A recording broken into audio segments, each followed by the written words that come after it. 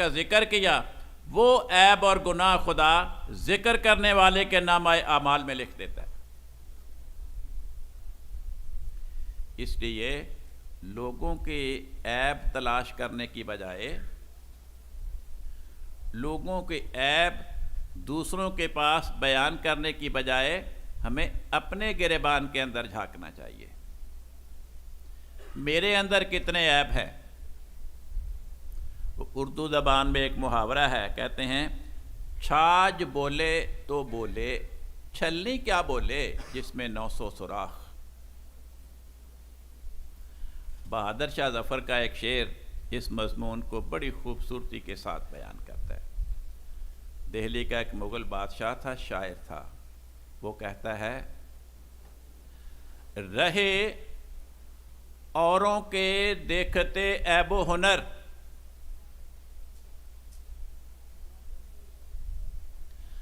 رہے دیکھتے اوروں کے عیب و ہنر، پڑی اپنی برائیوں پر جو نظر، تو نگاہ میں کوئی برا نہ رہا۔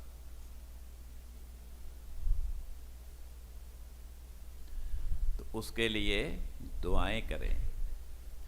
اگر ذکر کرنا ہے تو ایسا انسان تلاش کریں جس کو آپ پوری دیانتداری سے سمجھتے ہوں کہ اگر وہ انسان اس ہمارے کمزور بھائی کو سمجھانے کی کوشش کرے تو امید ہے کہ اس پہ اس انسان کے سمجھانے کا، اس کی نصیحت کا اثر ہو جائے گا۔ لیکن محض کسی کے پاس چسکا لینے کے لیے، اپنی زبان کا ذائقہ مزیدار بنانے کے لیے کسی کے پاس کسی کا عیب اور کسی کا گناہ بیان کرنا، یہ خود گناہ میں داخل ہے۔ اس کا گناہ معاف ہو جائے گا اور وہ گناہ اس کے نامہ اعمال میں لکھا جائے گا۔ اس کے ساتھ دوستی پیدا کریں۔ ہماری جماعت کے ایک بزرگ تھے، محترم شیخ عبد القادر صاحب مرحوم، بہت بڑے محقق گزرے ہیں، لاہور میں فوت ہوئے۔ انہوں نے مجھے سنایا، کہنے لگے میں فیصل آباد شہر میں رہتا تھا، میں کبھی مسجد میں نہیں گیا تھا، نماز شماز جمعے ان چیزوں سے میں فارغ تھا۔ تو میرے والد صاحب نے حضرت قاضی محمد نذیر صاحب لیل پوری مرحوم جو جماعت کے امیر تھے، ان سے ذکر کیا کہ قاضی صاحب میرا بیٹا کبھی نماز میں نہیں آیا، کبھی جمعے میں نہیں آیا۔ انہوں نے کہا ٹھیک ہے، میں اس کا علاج کرتا ہوں۔ شیخ صاحب بتانے لگے کہ حضرت قاضی صاحب نے میری عمر کے 4-5 ایسے لڑکے انتخاب کیے جو قاضی صاحب کی نگاہ میں بڑے اچھے تھے، بڑے اخلاق والے تھے، نمازی تھے۔ ان کو بلایا اور انہیں کہا، میرا نام بتایا کہ شیخ صاحب کو فلاں بیٹا عبد القادر اس کا نام ہے، یہ اس کی عمر ہے، فلاں محلے میں ان کا گھر ہے، اس لڑکے کے ساتھ دوستی لگاؤ، اور طریقہ سمجھایا کہ اس کو آہستہ آہستہ مسجد میں لانے کی کوشش کرو۔ شیخ صاحب کہنے لگے 2-3 دن گزرے، 4-5 احمدی لڑکے جو میرے ہم عمر تھے میرے پاس آئے، کہنے لگے قادر چلو کمپنی باغ کی سیر کے لیے چلتے ہیں۔ میں نے کہا چلو۔ گھنٹہ 1.5 گھنٹہ کمپنی باغ کی سیر کی، فیصل آباد میں آ گئے رات کو گھر۔ اگلے دن کہنے لگے چلو ریلوے اسٹیشن پہ جاتے ہیں، وہاں بڑی رونق ہوتی ہے، گاڑیاں آتی ہیں، مسافر آتے ہیں جاتے ہیں، بڑی رونق، بڑا موج میلہ ہوتا۔ ہم نے کہا ٹھیک ہے، ریلوے اسٹیشن پہ چلے گئے جناب، پلیٹ فارم ٹکٹ لیے گھومتے رہے، گھنٹہ گاڑیاں آ رہی ہیں جا رہی ہیں، مسافر ادھر جا رہے ہیں، کوئی ادھر جا رہے ہیں، بھاگم ہو رہی ہے، رونق۔ گھر آ گئے۔ تیسرے دن کسی اور جگہ چلے گئے۔ چوتھے دن ابھی کمپنی باغ میں گھوم رہے تھے، ایک لڑکا کہنے لگا یار بات سنو، حضرت قاضی صاحب نا مغرب کی نماز کے بعد مسجد میں روز بڑا تفصیلی درس قرآن دیتے ہیں، اس میں سچائی کے دلائل بھی بیان کرتے ہیں، لوگوں کے اعتراضوں کے جوابات بھی دیتے ہیں، آج وہ نہ سننے چلیں۔ باقی کہنے لگے ہاں چلتے ہیں یار۔ اب جب وہ تینوں چل پڑے تو مجھے بھی ساتھ چلنا پڑا، پھنس گیا، دوستی تو لگ چکی تھی۔ دوستوں کی بات کا تو انکار کرنا مشکل ہوتا ہے۔ کہنے لگے کیا؟ درس سنا، بڑا مزہ آیا۔ اگلے 3-4 دن میرے وہ دوست پھر مجھے گھماتے رہے، چلو گھنٹہ گھر دیکھنے چلیں، فلانا بازار دیکھنے چلیں، کمپنی باغ کی سیر کریں۔ 3-4 دن گزر گئے، پھر ایک دوست کہنے لگا یار وہ اس دن درس میں گئے تھے، بڑا مزہ آیا، آج میرا خیال ہے پھر چلتے ہیں۔ سب نے کہا کہ ہاں چلتے ہیں، پھر چلے گئے۔ کہتے اس طرح وہ 2-3 مہینے نا مجھے اس طرح 3-4 دن گھماتے پھراتے تھے، سیر کراتے تھے، پھر کوئی نہ کوئی بیچ میں بولتا کہ یار آج درس سنتے ہیں۔ تو پھر درس سننے کا بھی مجھے آہستہ آہستہ چسکا پڑا، پھر اتنا چسکا پڑا کہ میں نے وہ سیرے ویریں، کمپنی باغ، گھنٹہ گھر، ریلوے اسٹیشن، یہ وہ سب چیزیں چھوڑ دیں، اور روزانہ پھر میں نے قاضی صاحب کا درس قرآن سننا شروع کر دیا۔ اس کے نتیجے میں نمازوں کی عادت پڑی، جمعے کی عادت پڑی، دینداری پیدا ہوئی، جماعت کی کتابیں پڑھنے کا شوق پیدا ہوا، اور ایک پھر وہ ٹائم آیا کہ جماعت کے سب سے بڑے محقق کے طور پہ ان کا نام لیا جاتا تھا۔ تو بھائی تربیت کا ایک یہ بھی انداز ہے، جن کو ہمدردی ہو وہ ان سے محبت سے، پیار سے دوستی لگائیں، ان کے مزاج کی باتیں کریں، اور پھر ان کو آہستہ آہستہ کھینچ کے اس طرف لائیں۔ لیکن ہم عام طور پہ تربیت، اوے نماز نہیں پڑھتا، تو کیسا احمدی ہوئے، چل نماز پڑھ، وہ کہتا نہیں پڑھتا ہوئے، کر لے جو کرنا ہے، یہی ہوگا نا پھر۔ دیکھیں تربیت ہمیشہ محبت و پیار سے ہوتی ہے، ڈانٹ ڈپٹ سے تربیت نہیں ہوتی۔ بسا اوقات چھوٹے بچے مسجد میں آتے ہیں، کسی نے چھیڑا اس کو، کسی نے بات کی، جو بزرگ بیٹھے ہوتے ہیں وہ اس کو ڈانٹ ڈپٹ شروع کر دیتے ہیں۔ وہ 3-4 مرتبہ ان کو بچوں کو ڈانٹتے ہیں، پھر بچہ دور سے ہی دیکھتے ہیں نا، اوے چپ کر جو فلانے بابا جی آ رہے ہیں، اور وہ بھاگ جاتے ہیں مسجد سے۔ ان بچوں کو، ان نوجوانوں کو مسجد سے بھگانے کے ذمہ وار ہمارے وہ سینئر افراد ہوتے ہیں جو نیکی کے نام پہ، تربیت کے نام پہ بچوں کو ڈانٹ ٹپٹ کر رہے ہوتے ہیں۔ تو بھائی تربیت کا ڈانٹ ٹپٹ کے ساتھ کوئی تعلق نہیں۔ ڈانٹ ٹپٹ دل میں چڑ پیدا کرتی ہے، نفرت پیدا کرتی ہے، ضد پیدا کرتی ہے۔ نفرت، چڑ اور ضد، اس سے تربیت نہیں ہوتی۔ تربیت ہمیشہ محبت کے ساتھ ہوتی ہے، پیار کے ساتھ ہوتی ہے۔ ہم جنس افراد کی اصلاح ہم کیسے کر سکتے ہیں؟ ان کو ان کے طبی نقصانات بتائیں کہ ان کے نتیجے میں کیا کیا بیماریاں پیدا ہوتی ہیں، پھر ان کو حضور کی صحبت میں بٹھانے کا انتظام کریں، کبھی کبھی ان کو اپنے گھر کھانے پہ بلا لیا، چائے پہ بلا لیا، باتیں کرتے کرتے حضور کا کوئی خطبہ، کوئی تقریر لگا دی۔ اب جب وہ چائے پی رہا ہے یا کھانا کھا رہا ہے، اب کھانا چھوڑ کر تو نہیں جائے گا وہ۔ اگر وہ آدھا بھی خطبہ سن لے گا، خطبے کا چوتھا حصہ بھی سن لے گا، دل میں کچھ تو صفائی آئے گی۔ تو اس طرح کر کر کے جب دل میں صفائی آئے گی تو اس قسم کی بری حرکات سے انسان بچ جائے گا۔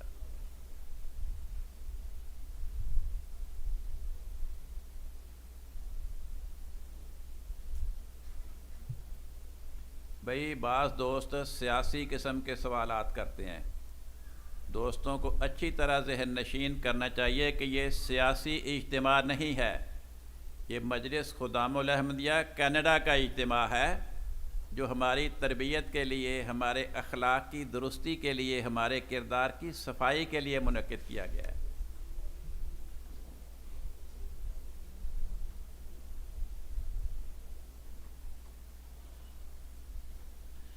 اگر غلطی سے سور یا دوسری حرام چیز کھا لیں تو منہ کیسے صاف کریں؟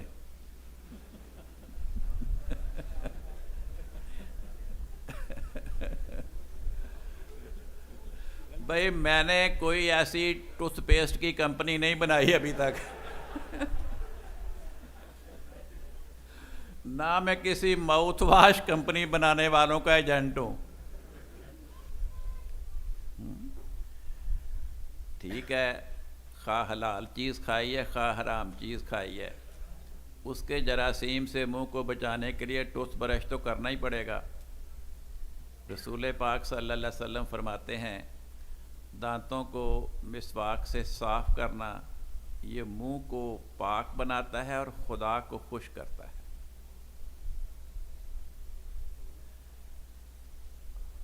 یہاں کے معاشرے میں اوپر کی ظاہری صفائی ٹیپ ٹاپ تو بہت ہوتی ہے، لیکن منہ کی اندرونی صفائی بہت کم ہوتی ہے۔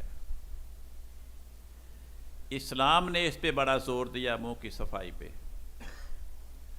حضرت رسول پاک صلی اللہ علیہ وسلم کا اگر ہم نمونہ دیکھیں تو پتہ چلتا ہے کہ جب آپ صبح بیدار ہوتے تھے تہجد کے وقت، پیشاب کرنے قضائے حاجت سے فارغ ہونے کے بعد پہلا کام یہ کرتے تھے کہ مسواک کرتے تھے اور پھر وضو کر کے تہجد پڑھتے تھے۔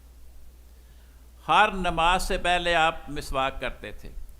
جب بھی گھر سے باہر آتے تھے، دن میں جتنی مرتبہ بھی گھر سے باہر آئیں، گھر آتے ہی پہلا کام یہ کرتے تھے مسواک سے دانتوں کو صاف کرتے تھے۔ تو اتنی تاکید ہے رسول پاک صلی اللہ علیہ وسلم کے قول میں اور آپ کے نمونے میں دانتوں کی صفائی کی خاطر۔ معافی کیسے مانگیں؟ استغفار کریں خدا سے جیسے باقی گناہوں کی معافی مانگتے ہیں۔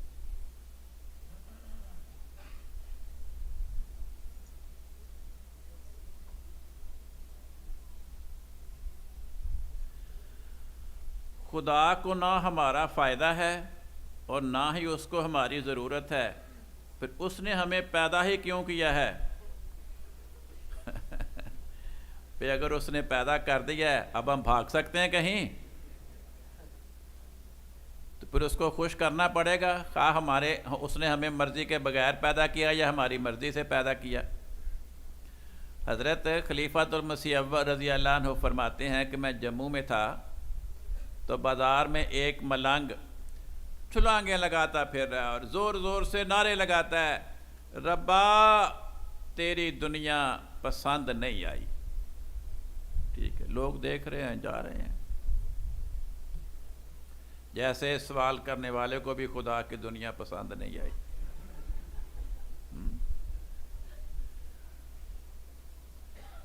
پسند نہیں آئی اس لیے جل بھن کر سوال کو اس نے ہمیں کیوں پیدا کر دیا۔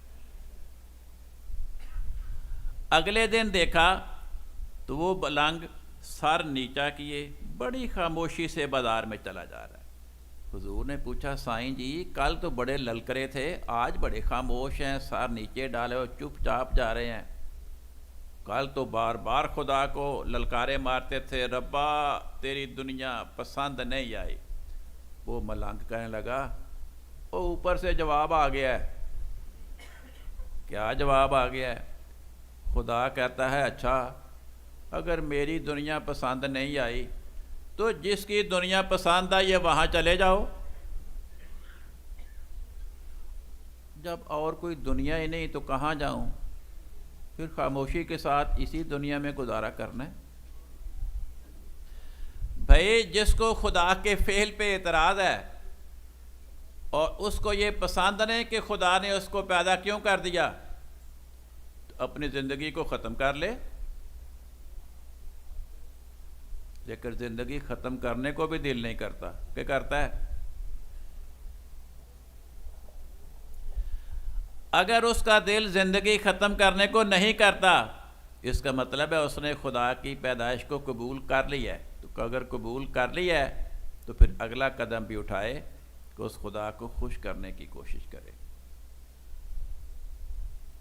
جن باتوں سے اس نے منع کیا ان باتوں سے منع ہو جائے، جن باتوں کے کرنے کا اس نے حکم دیا ان باتوں کو کرنے لگ جائے۔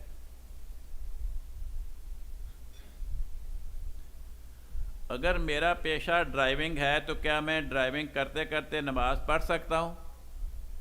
بھئی 24 گھنٹے کوئی ڈرائیور ڈرائیونگ نہیں کرتا۔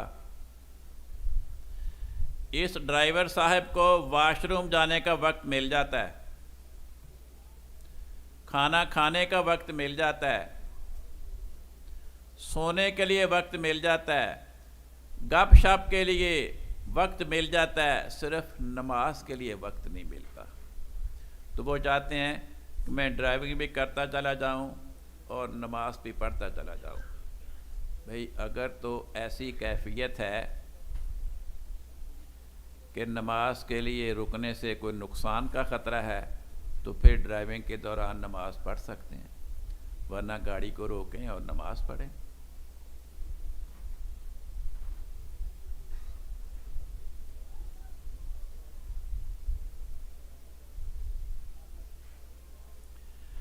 قرآن کی ہدایت ہے کہ اپنی بیوی کے علاوہ انسان ان عورتوں سے جنسی تعلق قائم کر سکتا ہے جن کے مالک اس کے دائیں ہاتھ ہو۔ دائیں ہاتھ مالک ہونے کا کیا مطلب ہے؟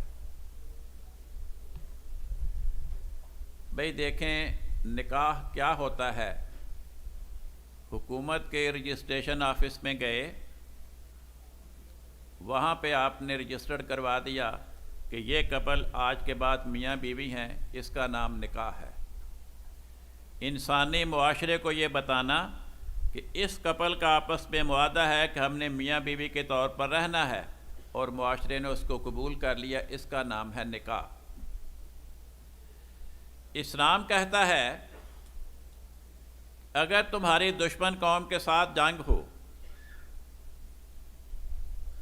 اور تم ان کے قیدی گرفتار کر لو میدان جنگ سے، باہر سے نہیں، میدان جنگ سے، تو اس زمانے میں جیلیں موجود نہیں تھی مسلمانوں کے پاس، تو پھر قیدی مردوں کو، قیدی عورتوں کو جو جنگی مجرم ہوتے تھے انہیں مسلمانوں کے گھرانوں میں تقسیم کر دیا جاتا تھا کہ ان کی نگرانی کرو، ان کی خوراک کا انتظام کرو، ان کی رہائش کا انتظام کرو۔ اب سوال پیدا ہوتا تھا کہ اگر ان جنگی قیدیوں میں کچھ عورتیں ہوں اور ان کے خامند قید نہ ہو، موجود نہ ہو ساتھ، ان کا کیا کیا جائے جب وہ گھر میں رہیں گی؟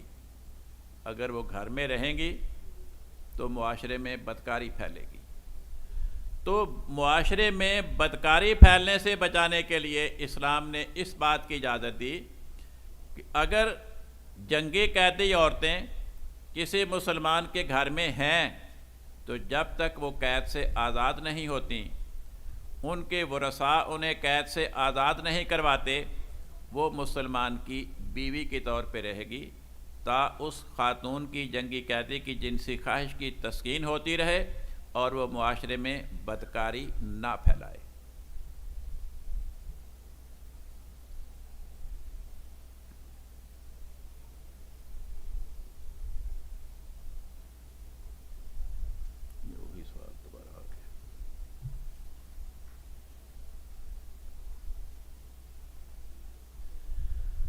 فرشتے تو پہلے ہی عبادت کے لیے بنائے تھے، تو پھر انسان کو عبادت کے لیے کیوں کہا؟ کوئی مشکل کام بن گیا؟ کینیڈا میں گورے پہلے ہی یہاں کام کاج کے لیے موجود تھے، پھر آپ کیوں آ گئے؟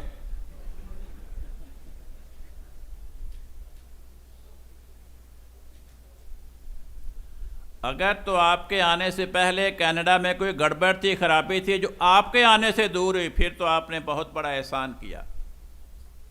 اگر گوروں کے پہلے ہی کام کرنے سے، آپ کے یہاں آ کر بھی کام کرنے سے ملک کو نقصان کوئی نہیں ہوا، تو اگر خدا کے فرشتے ہماری پیدائش سے پہلے خدا کی عبادت کر رہے تھے تو ہمارے عبادت کرنے سے خدا کو کیا نقصان ہوگا؟ ہر چیز خدا کی عبادت کے لیے ہے، خواہ وہ فرشتے ہوں، خواہ انسان ہوں، خواہ حیوان ہوں، ہر جنس کی عبادت کا طریق جدا جدا ہے۔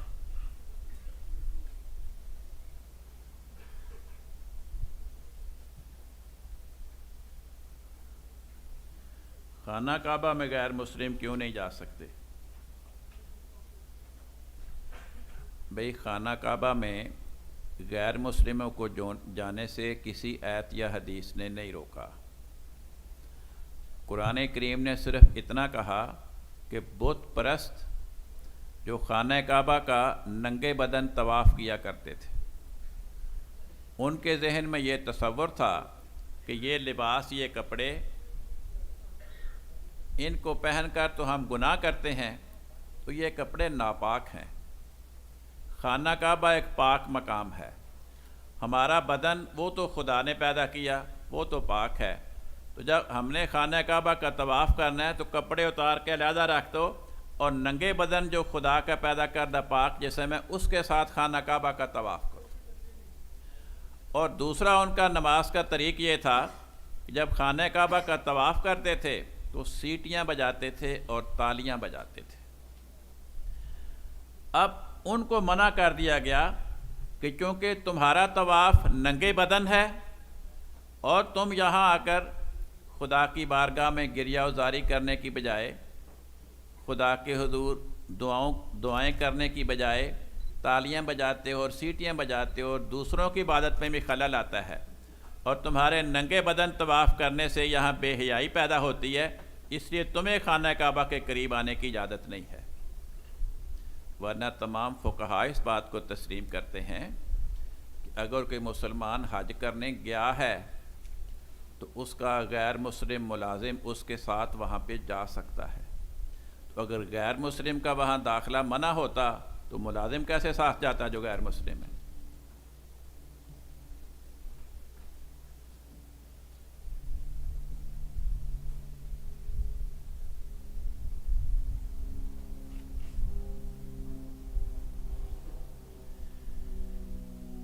شادی کے لیے کیسی بیوی کو تلاش کرنا چاہیے؟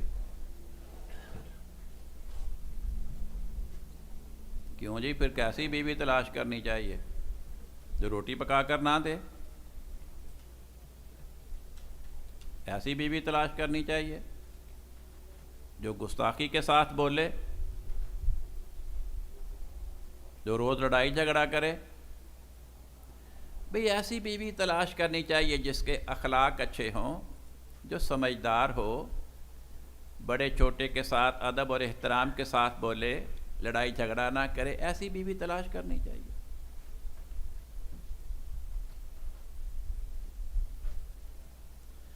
جب اسلام آزادی ضمیر کی تاکید کرتا ہے تو حضرت صلی اللہ علیہ وسلم نے کعبہ میں موجود بتوں کو کیوں توڑا جب مکہ فتح ہوا؟ بھئی آپ کعبہ کے مالک تھے تو آپ نے اپنے گھر میں موجود بتوں کو توڑ دیا، لوگوں کے گھروں میں موجود بتوں کو نہیں توڑا، کیونکہ آپ لوگوں کے گھروں کے مالک نہیں تھے، خانہ کعبہ کے آپ مالک تھے۔ تو ہر آدمی اپنے گھر میں اگر کسی نے کوئی غلط چیز پھینکتی ہے اس کو اٹھا کے باہر پھینک دیتا ہے، دوسرے کے گھر میں اس کو دخل دینے کی اجازت نہیں ہوتی۔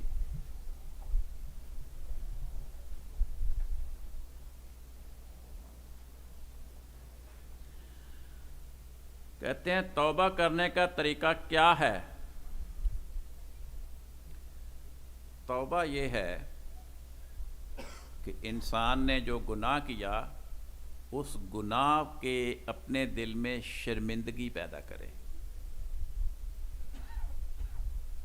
سب سے پہلے اپنے گناہ پر اپنے دل میں شرمندگی پیدا کرے، خدا کے سامنے بھی اور لوگوں کے سامنے بھی اور اپنی ذات کے اندر بھی۔ دوسرا، جو گناہ کیا ہے اس کو آئندہ نہ کرے اور خدا کے ساتھ وعدہ کرے کہ آئندہ میں اس گناہ کا ارتکاب نہیں کروں گا۔ تیسرا یہ کہ خدا سے معافی مانگے کہ پہلے جو میں نے گناہ کیا تھا اس کو معاف کر دے۔ اس کا نام ہے توبہ۔ ایک احمدی سے ایسا جرم سرزد ہوا جس پر اسے اخراج از نظام جماعت کی سزا مل گئی۔ وہ بڑے معافیوں کے خطوط لکھتا تھا حضور کو، اور کئی صحابہ سے، کئی بزرگوں سے حضرت صاحب کے پاس سفارشیں بھی کرواتا تھا۔ اسی طرح ایک بزرگ کے پاس اس نے پھر کہا کہ اگر آپ کہیں حضور کے پاس جائیں تو میری سفارش کر دیں کہ حضور مجھے معاف کر دیں۔ خلافت ثانیہ کی بات ہے۔ وہ بزرگ حضرت خلیفۃ المسیح ثانی رضی اللہ عنہ کے پاس بیٹھے تھے۔ باتوں باتوں میں انہوں نے کہا کہ حضور وہ فلانا آدمی اب تو بہت معافی مانگتا ہے۔ حضور نے فرمایا ہاں وہ معافی تو مانگتا ہے پر توبہ نہیں کرتا۔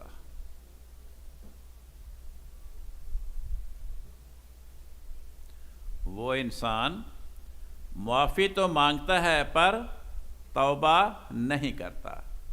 تو معافی، سکی معافی اور توبہ میں فرق ہے. توبہ تو وہ ہوگی جب پہلے اس کے دل میں اس گناہ پر شرمندگی پیدا ہو، پھر جو اس نے گناہ کیا ہے اس کو ختم کرے. اگر کسی کا کچھ لینا دینا ہے تو اس کا حق ادا کرے. یہ نہیں کہ کسی کا حق بھی دبا کے بیٹھا رہے. مثلا حکومت کا ٹیکس چوری کر لیا، نہیں دیا، اور کہ یا اللہ معاف کر دے. پھر ٹیکس دے گا تو معافی مانگے گا، توبہ تو نہیں ہوئی. کسی انسان کا مال چوری کر لیا، کسی سے رشوت لے لی، اور کہ یا اللہ معاف کر دے. بھئی پہلے اس کو دو تو صحیح اس کا مال جو اس سے لیا ہے، خواہ چوری کر کے لیا ہے، خواہ دھوکہ کر کے لیا ہے، خواہ زبردستی چھینا ہے، ڈکیتی کر کے. تو جو کسی انسان کا نقصان کیا ہے پہلے اس کا نقصان پورا کرو. اگر نقصان پورا نہیں کر سکتے، اس انسان کو معافی مانگ کے منتیں کر کے اس کو خوش کرو، اس سے معافی مانگو کہ وہ جو تم نے اس کا نقصان کیا وہ نقصان تمہیں معاف کر دے. پھر آگے سے خدا سے معافی مانگیں اور خدا سے عہد کریں کہ یا اللہ آئندہ میں یہ نہیں کروں گا، تو اس کو معاف کر دے. اس کو توبہ کرتے ہیں.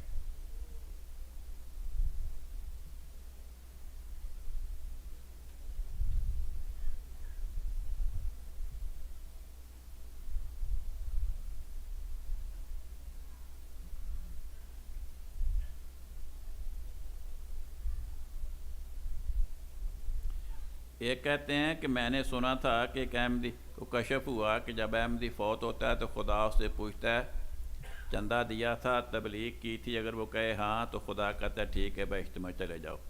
کہتے ہیں یہ دو سوالات کیا اسلامی عقائد جو بعد الموت کے بارے میں ہیں ان سے مختلف نہیں؟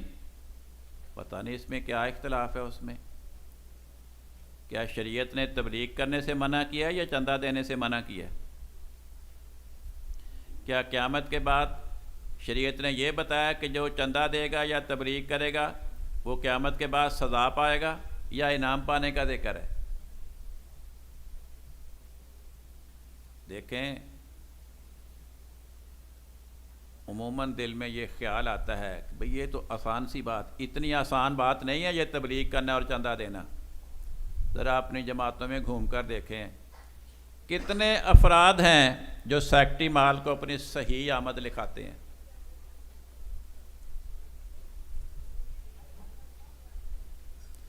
سیکٹری مال کو کتنی آمد لکھاتے ہیں، اور جہاں کہیں رشتہ لینے دینے کا معاملہ وہاں اپنی کتنی آمد بتاتے ہیں.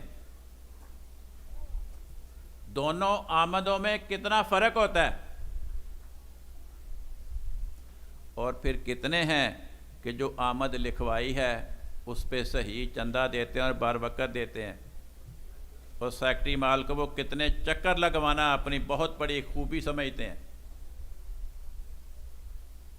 تو اگر چندہ دینا اتنی آسان بات ہوتی تو سارے احمدی صحیح چندہ لکھواتے، صحیح آمد لکھواتے، اور فوراً آمد ملتے ہی سب سے پہلے سیکٹری مال کو چندہ ادا کرتے.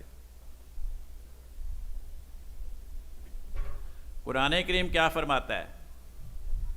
فرماتا ہے میں تمہیں ایک ایسی تجارت بتاتا ہوں جو تمہیں عذاب سے بچا لے گی، جنت میں داخل کرے گی. وہ کیا ہے؟ تؤمنون باللہ ورسولہ، اللہ اور اس کے رسول پر ایمان لاؤ. وَتُجَاهِدُونَ فِي سَبِيلِ اللَّهِ بِأَمْوَالِكُمْ وَأَنفُسِكُمْ، اور اللہ کی راہ میں اپنا مال قربان کرو، اپنی جان قربان کرو. اور میں اس کا نتیجہ کیا ہوگا؟ یغفر لکم ذنوبکم، خدا تمہارے گناہ معاف کر دے گا. اگر چندہ دیا تو نتیجہ کیا ہوگا؟ خدا تمہارے گناہ معاف کر دے گا.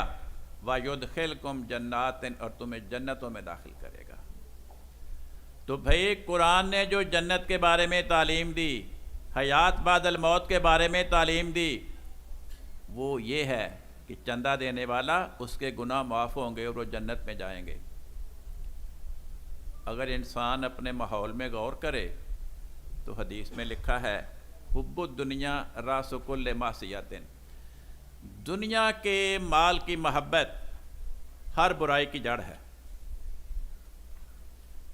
انسان سے جو گناہ سرزد ہوتے ہیں اس کے اپنے وجود سے یا اپنے ارد گرد بسنے والے افراد کے ذریعے ان گناہوں پہ ذرا غور کر کے دیکھے، اکثر گناہوں کی بنیاد پیسے کی محبت ہوتی ہے۔ پیسے کی خاطر انسان جھوٹ بولتا ہے، رشوت لیتا ہے، چوری کرتا ہے، ڈکیتی کرتا ہے، ٹھگی لگاتا ہے، ٹیکس چوری کرتا ہے، پتہ نہیں کیا کیا بہانے بناتا ہے۔ کیوں؟ پیسے سمیٹ لوں۔ تو اگر اسے یہ عادت پڑ جائے کہ میں نے پیسے سمیٹنے کی بجائے پیسے خدا کی راہ میں دینے ہیں، تو یہ سارے عیب چھوڑ دے گا۔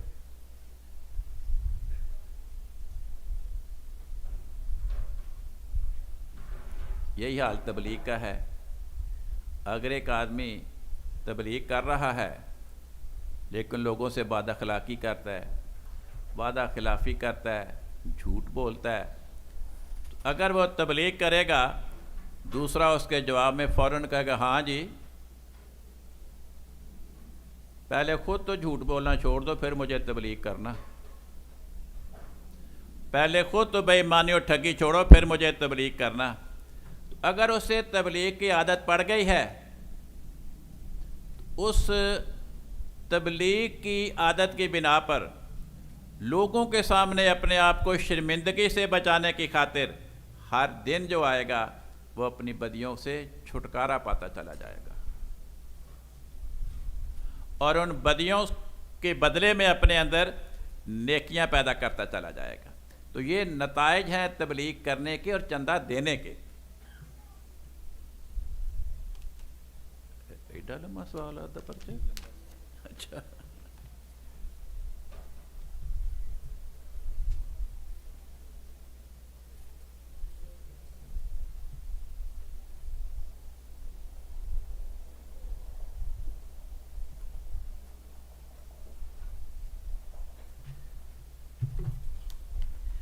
ایک صاحب کہتے ہیں شادی بغیر وجہ کے بھی ہو جاتی ہے، ہونی چاہیے، تو کر لیں بھئی، میں نے کب روکا ہے آپ کو؟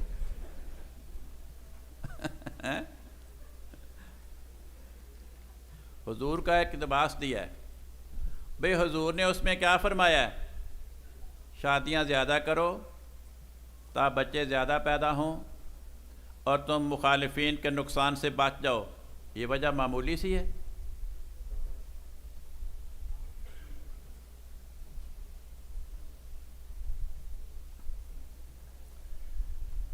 رزق حلال کے بارے میں وضاحت فرمائیں۔ گورنمنٹ سے ٹیکس کی چوری یہ ایسا کاروبار جو جھوٹ کی بنا پر گھروں کی مارگیج دلوائے، کیا ایسے کاروبار جائز ہیں؟ کیا کاروبار کی غرض سے دوسرا گھر مارگیج پہ لینا جائز ہے؟ دیکھیں، رزق حلال اور رزق حرام، حضرت مسیح موعود علیہ السلام نے دنیا میں آ کر جو بعض انقلابی باتیں پیش فرمائیں، ان میں ایک یہ ہے کہ انسان کی غذا کا اس کے کردار پہ اثر ہوتا ہے۔ انسان کی غذا کا اس کے کردار پہ اثر ہوتا ہے۔ اور آپ نے اپنی کتاب اسلامی اصول کی فلسفی میں ایک سادہ سی مثال پیش فرمائی۔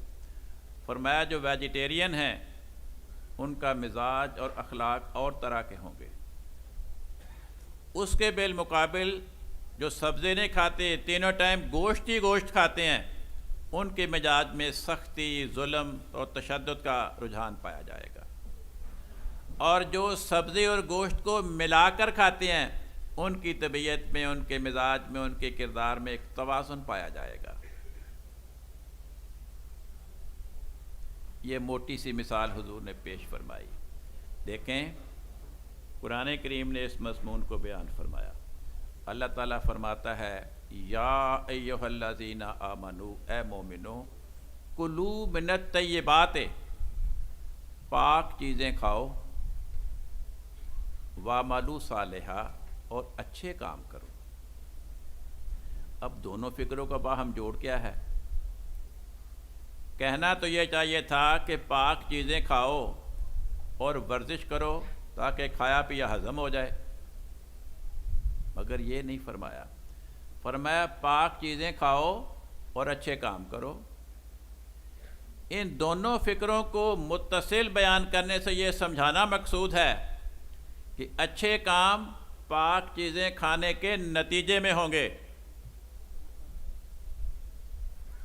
اگر چیز ناپاک کھائی ہے، اگر رزق حرام کھایا ہے، تو وہ جب معدے میں جا کر ہضم ہوگا، اور اس سے جو خون بنے گا، رزق حرام کے ہضم کے نتیجے میں جو خون بنے گا، وہ خون حرام کے جذبات والا ہوگا، وہ حلال والا نہیں ہوگا۔ وہ رزق حرام کے ہضم ہونے کے نتیجے میں جو خون حرام پیدا ہوگا، وہ دماغ میں جائے گا، تو دماغ حرام سوچیں سوچے گا، حلال سوچیں نہیں سوچے گا۔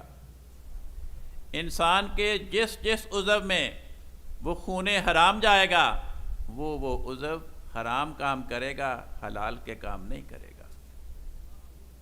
اور اگر انسان نے رزق حلال کھایا ہے، پاکیزہ چیز کھائی ہے، تو رزق حلال کھانے کے نتیجے میں جب وہ غذا ہضم ہوگی تو اس سے حلال خون پیدا ہوگا۔ وہ حلال خون دماغ میں جائے گا تو دماغ حلال سوچیں سوچے گا، حرام کی سوچیں نہیں سوچے گا۔ وہ خون حلال انسانی جسم کے اعضاء میں جائے گا تو وہ اعضاء حلال کے کام کریں گے، حرام کام نہیں کریں گے۔ اور اس رزق حلال کے نتیجے میں پیدا ہونے والی اولاد، اور وہ اولاد جس کو رزق حلال کھلایا گیا، وہ حلال کے کام کرے گی، حرامی کام نہیں کرے گی۔ اور جس اولاد کو رزق حرام کھلایا گیا، اس اولاد سے حلال کے کاموں کی امید رکھنا حماقت کے سوا کچھ نہیں ہے۔ خواہ وہ رزق حرام چوری کے نتیجے میں ہو، جھوٹ کے نتیجے میں ہو، ٹھگی کے نتیجے میں ہو، جھوٹے مقدمے کر کے ہو، ٹیکس چوری کر کے ہو، کام چھپ، جو بھی ہو، خدا کو پتہ ہے کہ یہ رزق حلال ہے یا حرام ہے۔ بلکہ انسان کو بھی پتہ ہوتا ہے کہ یہ جو میرا رزق ہے یہ حرام ہے یا حلال ہے۔ وہ جو رزق حلال کے روپے ہوتے ہیں نا، وہ انسان کارپیٹ کے نیچے نہیں چھپاتا، نہ صوفے کو پھاڑ کے اس کے اندر چھپاتا ہے، وہ بینک اکاؤنٹ میں رکھتا ہے۔ لیکن اگر وہ رزق حلال کے روپے نہ ہو تو پھر تو مجبوری ہے، پھر تو اس کو رضائی میں چھپانا پڑے گا، گلدان میں چھپانا پڑے گا، اور جگہوں پہ چھپانا پڑے گا۔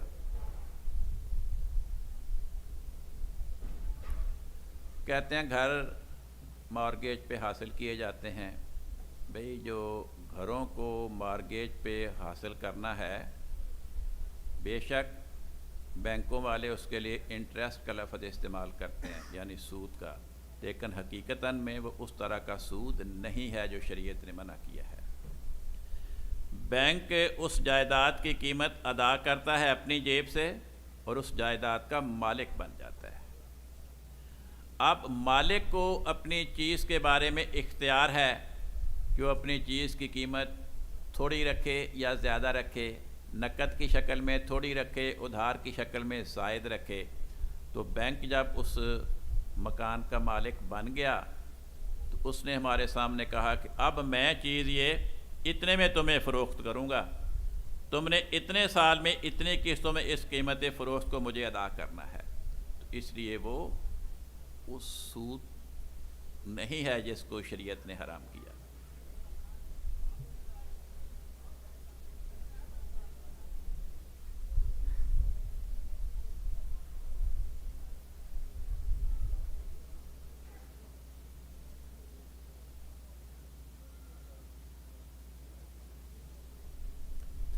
کہتے ہیں حضرت عیسیٰ کی وفات کے بارے میں جو اختلافات ہیں وہ عام طور پہ عربی زبان کی آیات اور احادیث کے الفاظ کے معنی کے بارے میں۔ تو کہتے ہیں عرب لوگ جن کو عربی آتی ہے وہ اس اختلاف کو حل کیوں نہیں کر لیتے؟ بھی آپ ان کو بتاتے نہیں ہیں، حل کیسے کریں؟ آپ اپنے ماحول میں بسنے والے عربوں کے ساتھ محبت و پیار کے تعلقات پیدا کریں، ان کو اپنے گھر میں چائے پہ بلائیں، اپنے گھر میں ان کو کھانے پہ بلائیں۔ جب وہ یہ سمجھیں کہ آپ ان کو اپنے گھر کا فرد سمجھتے ہیں، وہ آپ کو اپنے گھر کا فرد سمجھتے ہیں، پھر جب آپ کو ان کے کسی مسئلے کا، کسی پریشانی کا علم ہو تو ان سے کہیں کہ اگر آپ اجازت دیں تو میں آپ کے لیے حضور کو دعا کا خط لکھوں۔ اگر وہ اجازت دے دے تو اس کے لیے حضور کو دعا کا خط لکھیں کہ میرا فلاں عرب دوست ہے، اس کو یہ پرابلم ہے، اس نے مجھے کہا ہے کہ میں حضور کی خدمت میں دعا کا خط لکھوں۔ جب وہ عرب اپنی ذات کے اندر، اپنے گھر کے اندر، اپنے گھر کے افراد کے اندر حضور کی دعا کا نشان اپنی آنکھوں سے دیکھے گا، اس کے دل میں احمدیت کی سچائی داخل ہو جائے گی۔ پھر وہ آپ سے پوچھے گا کہ بھئی فلاں بات کیسے ہے، آپ اس کے جواب میں آیت سنائیں اور صرف ایک یا دو فقرے اس کی تشریح میں کہیں، اس کو مزید کچھ کہنے کی ضرورت نہیں، اس کو ساری سمجھ آ جائے گی کہ آیت کا مطلب تو یہ ہے۔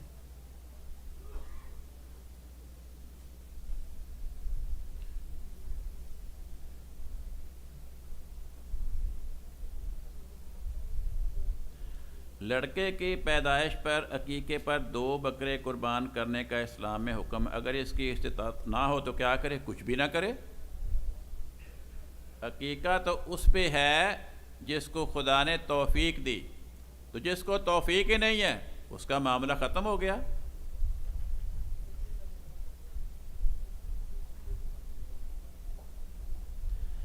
اجتماع پر خدام واش روم میں کھڑے ہو کر پیشاب کرتے ہیں، جس کی وجہ سے واش روم ناپاک ہو جاتا ہے، اسے کیسے استعمال کریں؟ صرف واش روم ہی ناپاک نہیں ہوتا، جب وہ کھڑے ہو کے پیشاب کرتے ہیں تو پیشاب کی چھینٹیں ان کے پتلون پہ بھی پڑ رہی ہوتی ہیں، پتلون بھی ناپاک ہوتی ہے، شرٹ پہ بھی پڑ رہی ہوتی ہیں، جیکٹ پہنی اس پہ بھی پڑ رہی ہوتی ہیں، تو وہی پیشاب والی پتلون پہ، پیشاب والی شرٹ پہ، جیکٹ پہ وہ ہاتھ پھیرتے ہیں، اسی ہاتھ سے کوئی چیز کھاتے ہیں تو وہی پتہ نہیں وہ ناپاک قطرات کس کس چیز کے ساتھ مل کے ان کے اندر بھی جا رہے ہوتے ہیں۔ تو صرف اگر واش روم کا ہی مسئلہ ہے تو وہ تو وہاں ٹیشو لے کے اس کو صاف کر لیں تو پیشاب کر لیں۔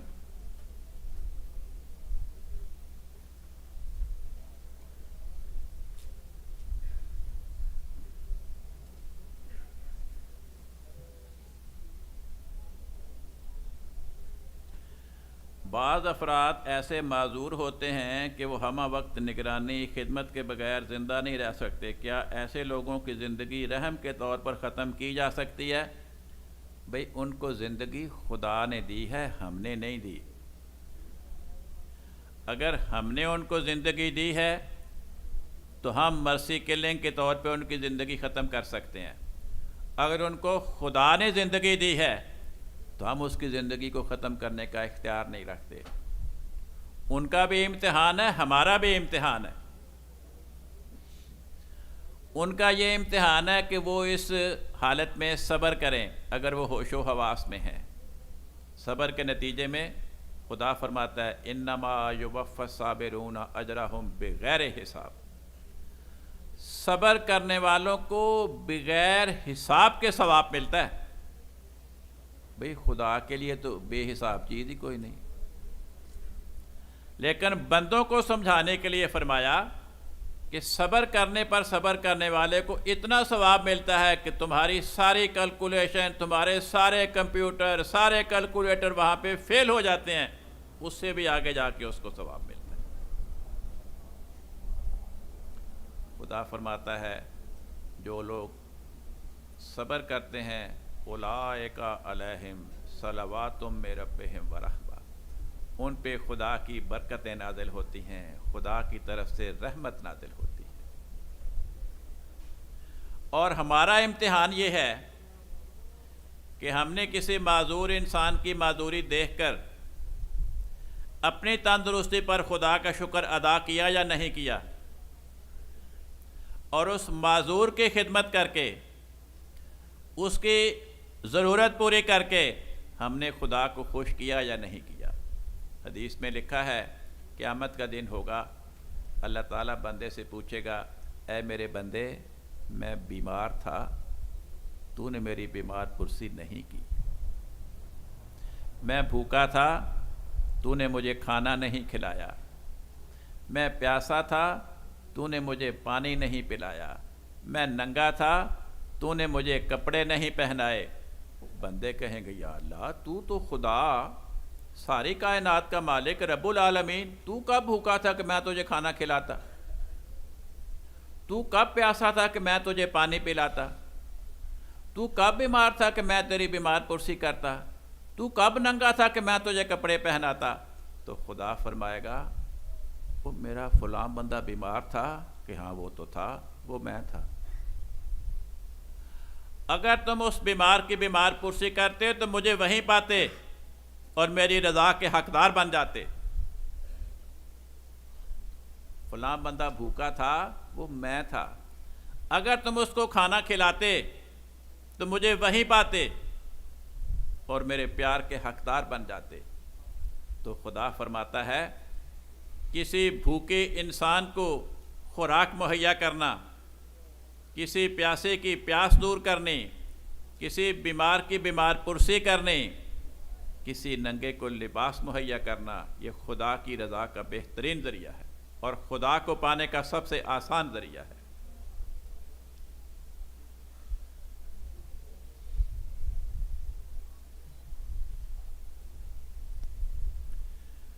اگر کوئی وتر ادا کرنا بھول جائے تو کیا یاد آنے پر وہ نماز فجر کے بعد ادا کر سکتا ہے؟ نہیں جی، اب وہ گئے، نماز فجر کے بعد وتروں کا وقت ختم ہو گیا۔ شادی ہمارا آدھا دین ہے، ہم کیسے جانیں کہ ہم اس کے لیے تیار ہیں؟ بھئی یہ بھی کوئی پوچھنے والی بات ہے؟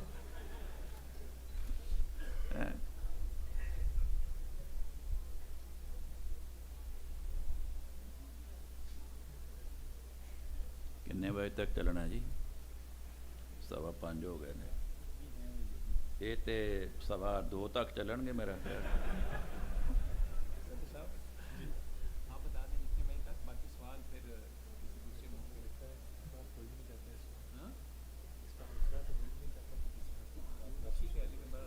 اور آہستہ آہستہ میرے پردے پہ اب ڈھیلے ہو رہے ہیں۔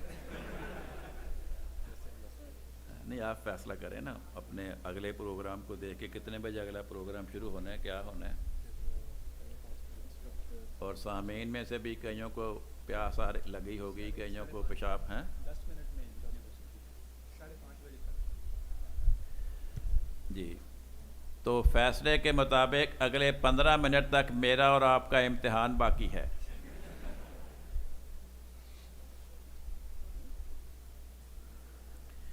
قرآن میں ہے پہلا سوال نماز کے بارے میں ہوگا، ایک عیسائی سے کیا سوال ہوگا جبکہ اس کا مذہب اسلام نہ تھا؟ بھئی ہر مذہب میں خدا نے عبادت کا حکم دیا، اگر اس غیر مسلم کو اسلام کا پیغام نہیں پہنچا یا ٹوٹے پھوٹے انداز میں پہنچا یا ایسے انداز میں پہنچا کہ اس کو اسلام کی سچائی سمجھ نہیں آئی، تو اس کو اس کے مذہب کی تعلیم کے مطابق جو عبادت کا دستور تھا اس کے بارے میں سوال کیا جائے گا۔ اللہ کی مرضی کے بغیر پتہ نہیں گرتا، تو انسان کا اچھا اور برا عمل کرنے میں اس کا کیا قصور ہے؟ اللہ جسے چاہے ہدایت دے اور جسے چاہے گمراہی میں رکھے۔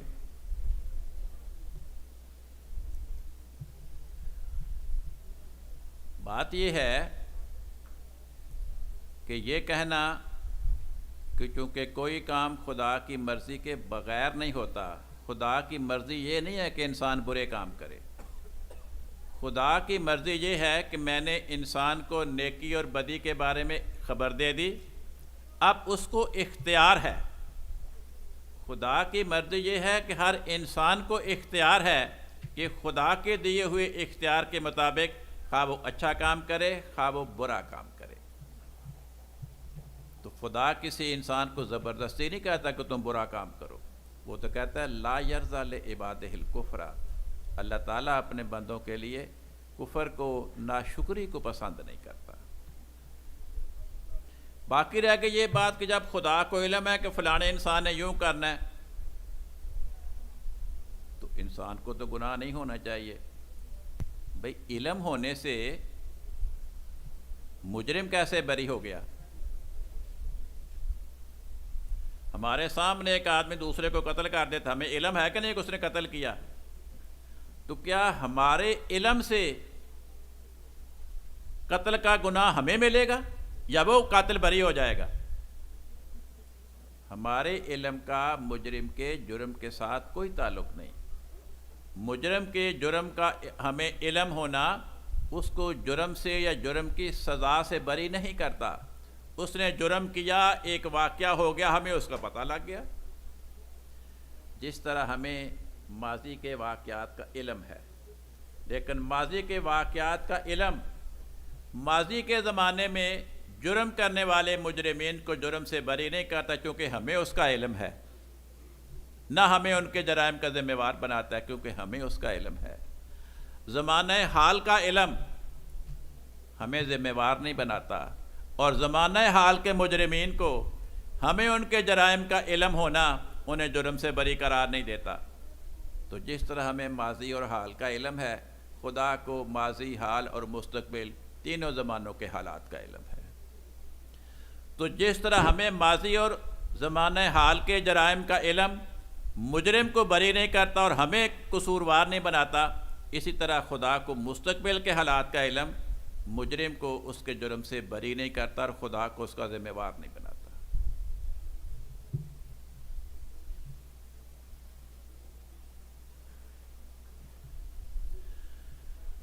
حمل کے بعد انسانی روح کب پیدا ہوتی ہے؟ چوتھے مہینے میں۔ کن حالات میں اسقاط حمل کی اجازت ہے؟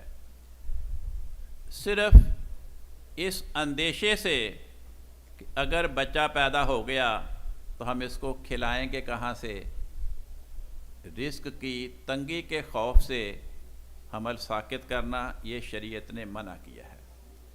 باقی اگر کوئی وجہ پیدا ہوتی ہے تو خلوص نیت کے ساتھ، صدق کی نیت کے ساتھ اگر انسان فیصلہ کرے تو حمل ساقط کرنا جائز ہے۔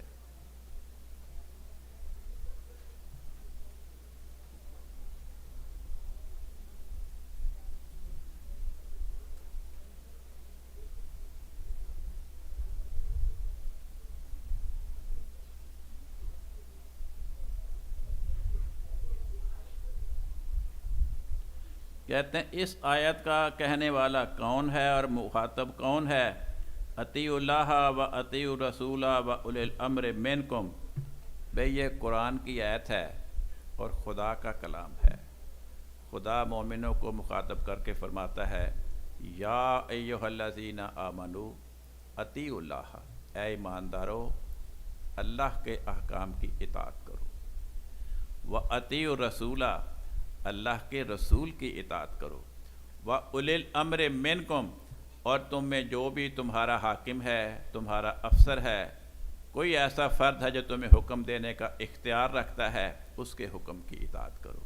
تو ایسی شاندار تعلیم پیش کی کہ بغاوت اور نافرمانی سے اس آیت میں خدا نے منع کر دیا، اور اطاعت اور فرما برداری ہی ہر ملک، ہر قوم، ہر گھرانہ، ہر معاشرہ، ہر تنظیم کی کامیابی کی کلید ہوتی ہے۔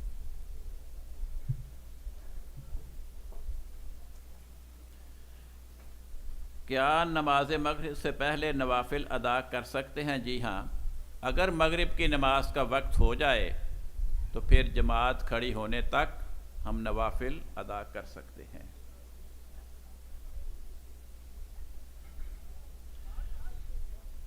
کیا مسلمان مرد کسی عورت سے مصافحہ کر سکتا ہے؟ جی ہاں کر سکتا ہے، بشرطے کہ وہ عورت اس کی ماں ہو، اس کی بیوی ہو، اس کی بیٹی ہو، اس کی بہن ہو، یا اس کی کوئی بھی محرم رشتہ دار ہو۔ غیر محرم عورت کے ساتھ مرد کو مصافحہ کرنے کی اجازت نہیں ہے، کیونکہ مصافحے کے نتیجے میں، دو ہاتھوں کے ٹچ کرنے کے نتیجے میں آگے پھر بدی کے خیالات کی طرف انسان کا قدم بڑھتا چلا جاتا ہے، اور مجھے اس کی تفصیل بتانے کی ضرورت نہیں۔ آپ جس معاشرے میں رہ رہے ہیں، یہاں کے حالات کو آپ مجھ سے بہتر جانتے ہیں۔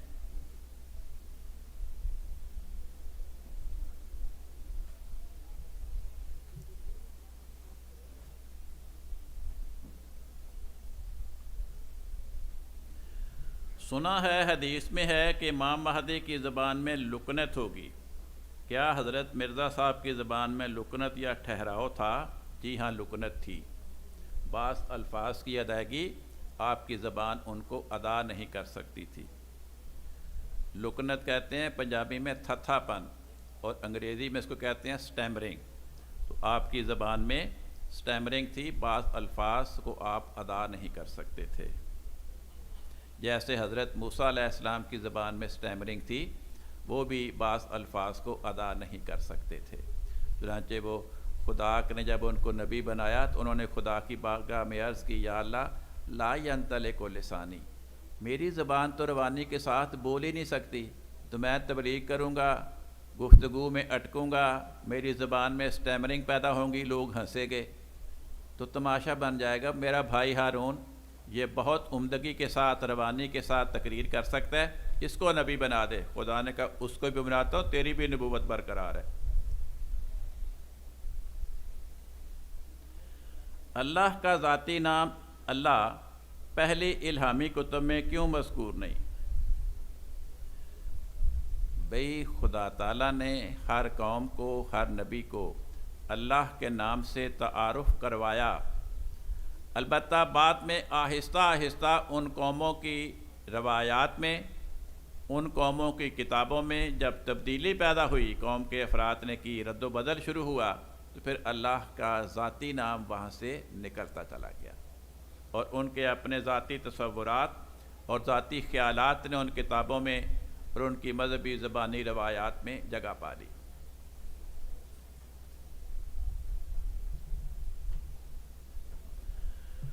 حضرت مسیح موعود علیہ السلام نے 7000 سال کے دور کا ذکر فرمایا ہے. براہ کرم اس کی تفصیل بتائیں. سال کتنے ہیں؟ 7000 سال. اور اس کی تفصیل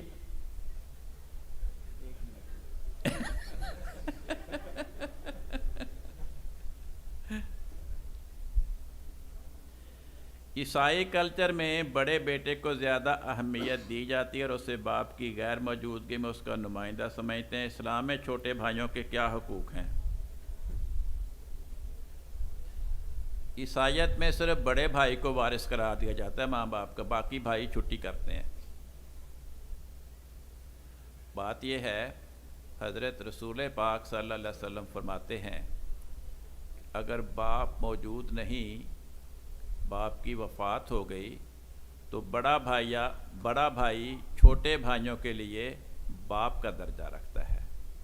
چھوٹے بھائیوں کو چاہیے کہ اپنے بڑے بھائی کا ادب اور احترام کریں، اس کی ہدایات کو مانیں، تاکہ اس کی ہدایات کی روشنی میں گھر کا نظام چلے.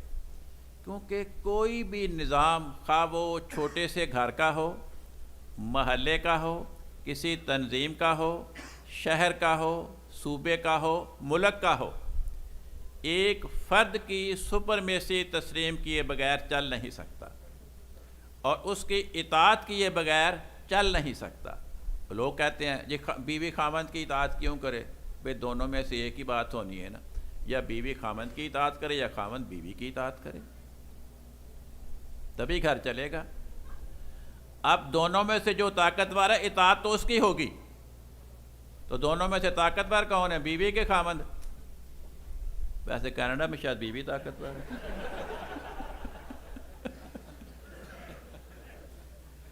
ہے. تو یہ فطری بات ہے کہ جو طاقتور ہوتا ہے کمزور اس کی بات مانتے ہیں. تو میاں بیوی میں سے جسمانی طور پہ خاوند طاقتور ہے تو بیوی اس کی بات مانے گی. اگر بیوی اس کی بات نہیں مانے گی تو جو طاقتور ہے اس کو تھپڑ لگا دے گا آگے سے. اس لیے اسلام نے وہی اصول بتایا کہ جو مرد ہے، جو خاوند ہے، وہ گھر کا نگران ہے. گھر کے فیصلے اس نے مرد نے کرنے ہیں، اور گھر کے افراد کو، بیوی کو، بچوں کو گھر کے خاوند کے فیصلوں کی پابندی کرنی پڑے گی. وہ علیحدہ بات ہے کہ وہ اپنے فیصلے کرنے میں کبھی بیوی سے مشورے کرے گا، کبھی بچوں سے مشورے کرے گا، کبھی رشتہ داروں سے، کبھی دوستوں سے، اور پھر جو سب کی آراء اور مشورے سننے کے بعد جس نتیجے پہ پہنچے گا اس کے مطابق وہ فیصلہ کرے گا.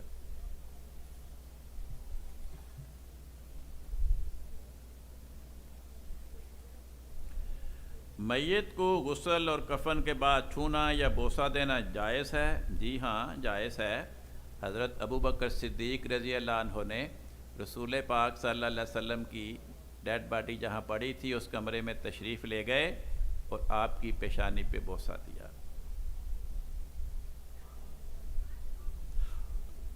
میت کی تجہیز و تکفین کی ویڈیو بنانا یا اسکائپ پہ اس کو لائیو دکھانا صحیح ہے؟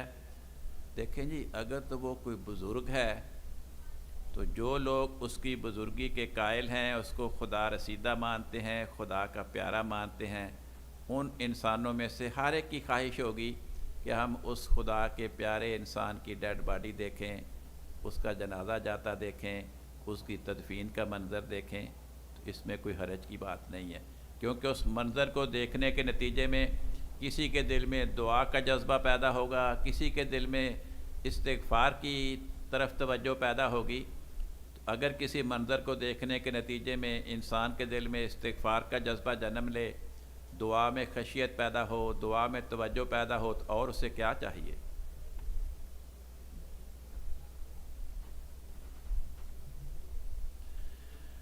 کیا بچے کو اجازت ہے کہ وہ پہلی صف میں نماز میں شامل ہو؟ اگر تو صرف پہلی صف ہے، ایک ہی صف ہے، تو وہ بیچارہ پہلی صف میں شامل ہوگا، ورنہ حکم یہ ہے کہ بچے پچھلی صفوں میں شامل ہوں، کیونکہ بچے بعض اوقات شرارت کرتے ہیں، کسی بات پہ ہنس پڑتے ہیں۔